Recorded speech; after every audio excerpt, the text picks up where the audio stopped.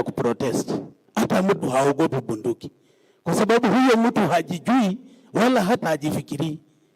Anaenda tu kukufa kwa sababu amekunywa madawa mpaka kabisa amefika mahali ambayo hawezi saidika. Jamani, kama hatuna watoto hawa, hii nchi itaenda namna gani? Na sijui na kada wanafanya kazi gani, kwa sababu zile dens, ukisema watu watengeneze pombe, hata sasa watu wanatengeneza pombe kwa nyumba. Mtu anatengeneza pombe kwa nyumba yake, ako na mashini ya kutengeneza pombe. Alafu mimi kama chief nakuja kupigana na kitu ambayo iko na a million sources ikitoka kila siku. Kama tungeweza kuangalia ile source ya kutengeneza pombe, ile pombe isifike kwa ground, nafikiri itatusaidia sana. Hii bangi hatutakuwa na nchi. Waziri nachukua pia nafasi hii kwa deputy governor. Hii licensing ya bar ambayo inapewa license mpaka kijiji mahali watu wanaishi, residential, kwa sababu hakuna watu wanaobserve kuangalia kwamba ni wapi inapewa license na ni wapi isipewe license. Mimi naona kama nchi hii inataka tushikane pamoja na tuangalie hiyo mambo, kwa sababu hatuna nchi bila kuangalia watoto wetu na masomo ya watoto wetu. Thank you, sir.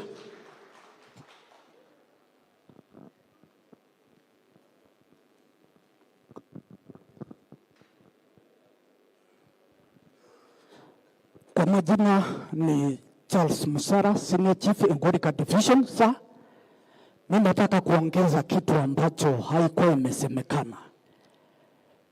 Unakuta kuna divisions ambayo imekuwa form already, tuko na DO na pale kuna ofisi, kuna mahali ya kuweka vifaa vya serikali. Tunahitaji pia askari huko wa kuja kutusaidia kazi. Kama in the one division inakuwa inakaa tu bila askari, inakuwa ngumu. Ndio tulikuwa naomba kitengo cha usalama pia Ngorika Division, hiyo at least every division ambayo hakuna askari waweke askari pale.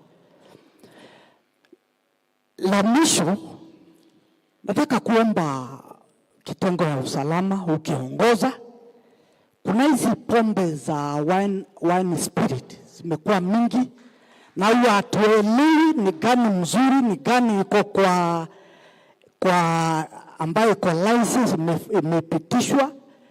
Tunataka usaidizi kutoka kwa ofisi ya maskari ili ipate kujulikana yale ambayo haifai kutumiwa, tupate kupambana nayo. Kwa hayo machache, asante sana.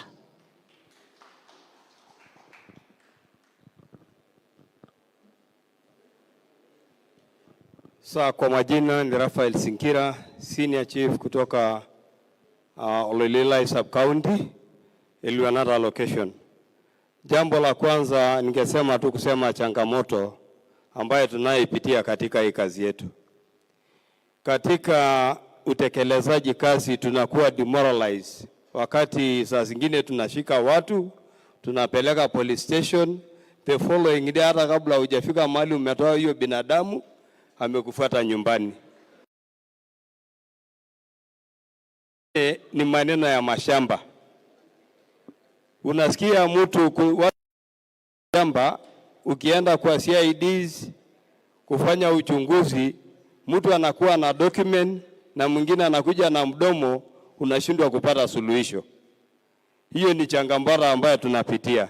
Jambo lingine ni usumbufu wa wanyama wa pori. Watu wetu wamekosa amani kwa sababu ya wanyama wa pori, ambayo inatusumbua katika kila wakati. Watoto wakienda shule kunakuwa na hofu kwa sababu ya hiyo mzozono. Kwa hivyo kwa hayo mengi ama machache nasema asante.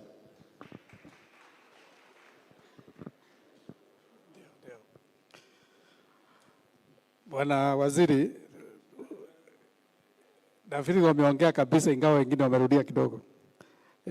Tunaweza enda sasa kwa kategori nyingine ya ICCs. Ni wawili wataongea, kuna Manase Isiori na Eunice. Mungekaa hapa karibu.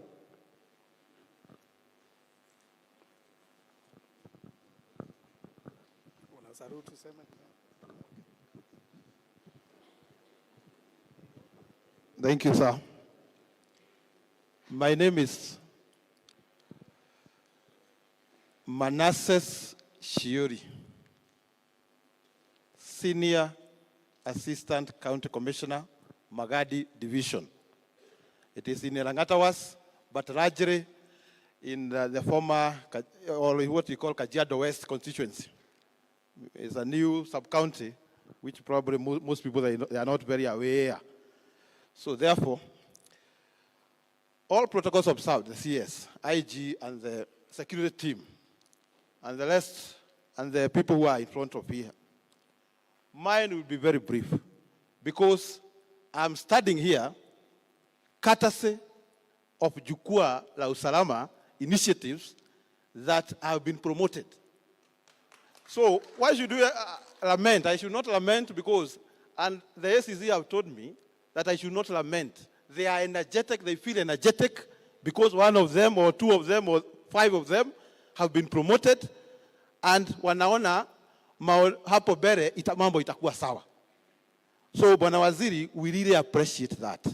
And we see the impact that is making. And this is the real listening. I don't want to say the other word, but it is the real listening which is actionable. Yes, I don't want to say that word because it can be construed differently. So I'm saying this because the people that we are working with, the ACC, they are very objective people. Maybe the chiefs, they may think of cronyism and all the rest, but these are so good of Kajiado. That's why we have a lot of peace. But the ACC is somebody who is on the ground, mashinani pale mashinani, mtu ambaye amesoma na afanyi kazi kwao, anakuwa very objective. Na hii ndio engine, tunaambiangwa na mkubwa yangu hapa, hii ndio engine ya serikali. Because if you direct us and something is legal, it is rational, it is reasonable, we effect it quite smoothly. And they are saying they are very ready to effect all those issues. Again, the ACCs, they supervise the chiefs that you have seen here. The discipline that you have seen, particularly in Kajiado, where we don't have notorious chiefs and the rest, it is the ACC who is on the ground supervising them. Therefore, the ACC is a cadre that requires to be checked and to be mentored even by our bosses. Because it is that level where the discipline is improved and we work even harder. However, when I CS, I want to reiterate a few issues they have raised. Because they are also, even when you have promoted us, not all of us who have been promoted. And they have requested a few things, which I will let even my sister to continue with some of them. One of the issue, and I'll give my own example. One of the issues is hardship. I've said I come from Magadi. For me to assess the DC, the DCC Elangatawas, mile 46, I cover 165 kilometers. That is Magadi, because I have to come through Kajiado if I'm using the tarmac. If I use the shortcut, it's 100 kilometers, which is rough road. So you can see the hardship, it comes out there. So therefore, the teachers are getting hardship. Just consider, I think that is something that can be pushed. The other thing is about career progression. Already, there is a clear right now that we are now tunasonga bere mzuri. But the training should always continue as per the schemes of service.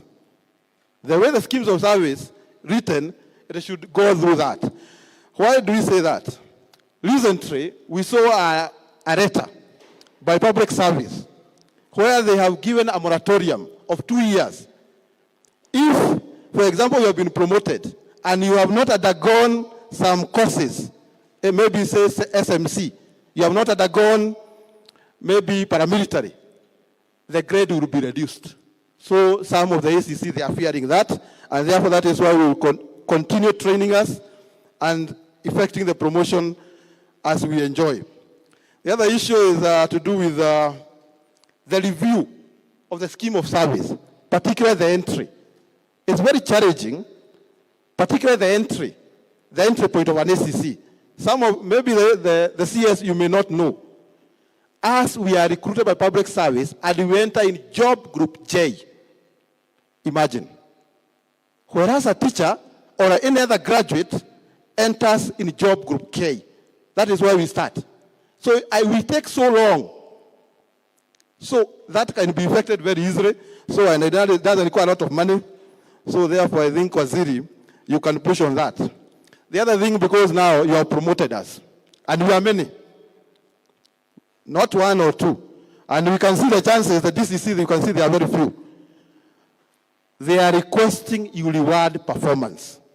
Rewarding performance. Particularly as seniors, you may end up, there's a crowding there. They are fearing that you can end up being crowded there and you retire as a DO or assistant county commissioner for that matter. So it is good to reward performance. I think the other issues like fast-tracking the GAPU have been said because it will enforce us a lot. I will let Madam, before I say everything, the Madam has a lot of information to continue. Madam, welcome. Is also senior, enjoying the same fruits that I'm enjoying.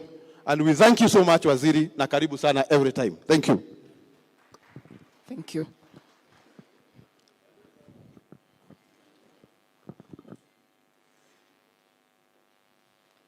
Thank you, sir. Let me start by riding on the protocols already observed. My name is Muriuki Jennifer, the ACC Mashuru Division, Mashuru Sub-County, Kajiado County. I'm going to continue with what my colleague was talking about. He's already given you the Thanksgiving that we have as ACCs, so mine is to continue with the concerns that we have. One of the concerns that the ACCs have is the extraneous allowance. The extraneous allowance, as you know, as ACCs, we work throughout, and therefore we are requesting as ACCs to be considered for the extraneous allowance because we work from day to night. The other thing is the availability of vehicles. As it is in Mashuru, we are 6 of us, and when you come for a meeting like this, the DCC wouldn't know who to pick and who to leave behind. Therefore, we are requesting for vehicles for the ACCs so that when we are coming for a meeting like this, then we'll be able to arrive on time. Another one is the issue of municipalities. The municipality in Kajiado has already been enacted, but it's not been operationalized. We are requesting through your office that the municipality be checked on so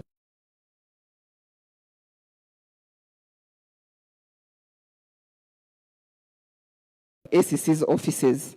Mashuru, unfortunately, we have an office that has been built in Kenyawa, but in Mashuru we are having offices, a challenge of offices, and therefore we are requesting even through the area MP who is here, so that we have ACCs that are built for Mashuru in Mashuru as a sub-county.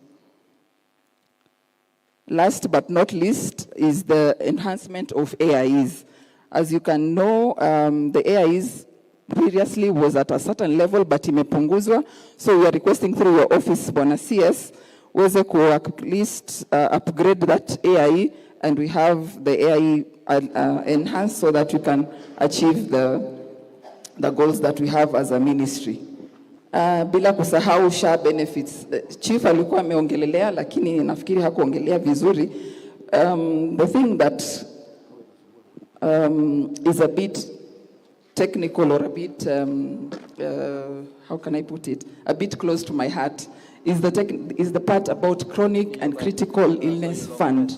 It is not yet working. So maybe through you or through your office, you can liaise with the Ministry of Health to make sure that the SHA benefits are known to us, and most importantly, the critical and care fund is enacted and it is operational. Thank you, sir.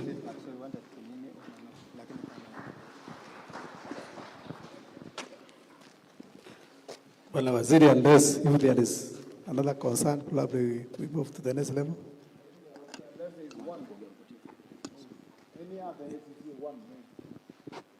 Iko mtu wako na concerned, probably among the ACCs, probably that. Okay, thank you Bwana Waziri. So tunaenda kwa DCC Kennedy Omondi. Uwe a little bit brief kwa niaba ya wengine. Hebu kaa kidogo. Call the OCS first. The OCSs, kindly kuja mkae hapa. The two OCSs, kuja mkae hapa. Kuna hospidi moja pia ataongea kwa niaba wengine. Kindly you can also come over so that we minimize kukaa mbali. The DCI.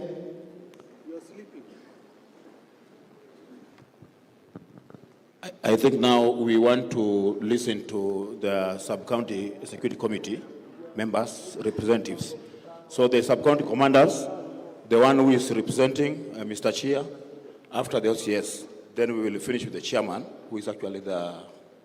Thank you so much. Come, very first. A great number of members of public. Some of the areas we are policing are very fast. Like if I may take here in Kajiado, I'm surfing an area with a radius of about 150 kilometers. And we have only one vehicle. It's an old vehicle. Although it is serviceable, we are not badly off than the way we started. But this vehicle, we are given fuel at a rate of 15 liters a day. In a month, it amounts to 450. All the offices in Kenya, not only in Kajiado. The 450, if you divide in a month, it is 15 liters a day. And we are expected to cover a radius of 150 kilometers. So with the Land Cruisers, the engine capacity, with 15 liters, it only covers at most 50 kilometers. And that one needs to be improved. In some stations, because I'm talking on behalf of all the OCSs in Kajiado County, there are stations with no vehicles at all. It becomes very difficult to police the police work without having a vehicle. Because me, I can be called anytime, even at 3, at 2, and somebody is in distress. What should I do? I'm not able to move, and a citizen is in distress. I get mental torture because I cannot help. I start looking for, where can I get assistance? Who can assist me? So it becomes a mental torture. It becomes very difficult. It becomes a toxic work environment. Sir, please, where there's no vehicles, improve on that, and we shall appreciate. It will make our work very easier.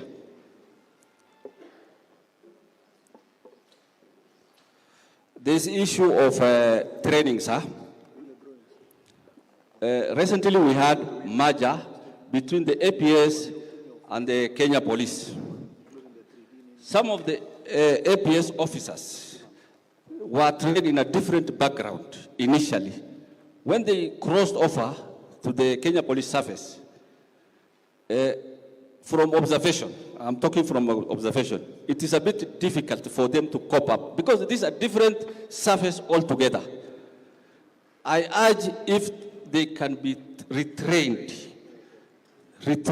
for better service delivery.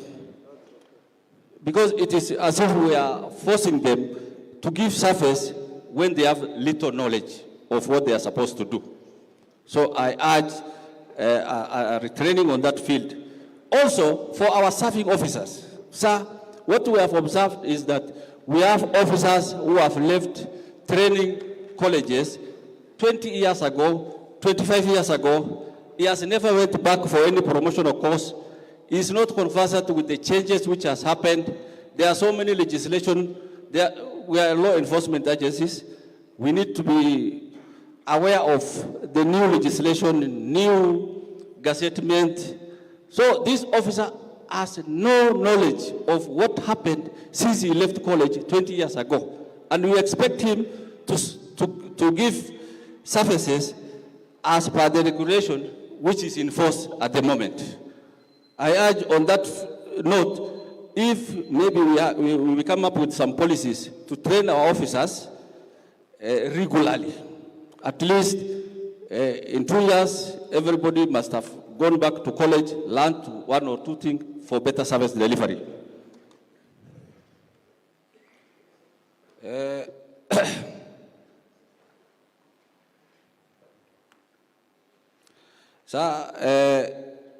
This issue of shortages of personnel, we have not been recruiting for the last, I think, around 3-4 years. And this issue of natural peel-off, like retirement, death. So we are facing some shortages of personnel. There are some places which should be, we should open police posts, police stations, but with the personnel, the kind of personnel we have, we cannot make it. So maybe at the national level, sir, if you can engineer some, we do some recruitment to supplement our numbers. There is issue of officers abusing drugs. Our officers, some of our officers have gone to drug abuse. And these are the officers who are handling firearms, who are handling members of public. And the challenge, the serious challenge which comes on that note is that we used to have, it is good that our IG is here. We used to have a network at the police headquarters where we can take those officers for rehabilitation. Currently, there's a sort of breakdown in that system, so it becomes very difficult to assist those officers who have indulged in drugs. So, and it becomes a laughing stock when you have officers in uniform and he's drunk, and you cannot help other than maybe hiding him somewhere. So, sir, it is better if you can improve, if you can get somewhere where we can take our officers if they have abused drugs. There is issue of police buildings, police equipment, sir.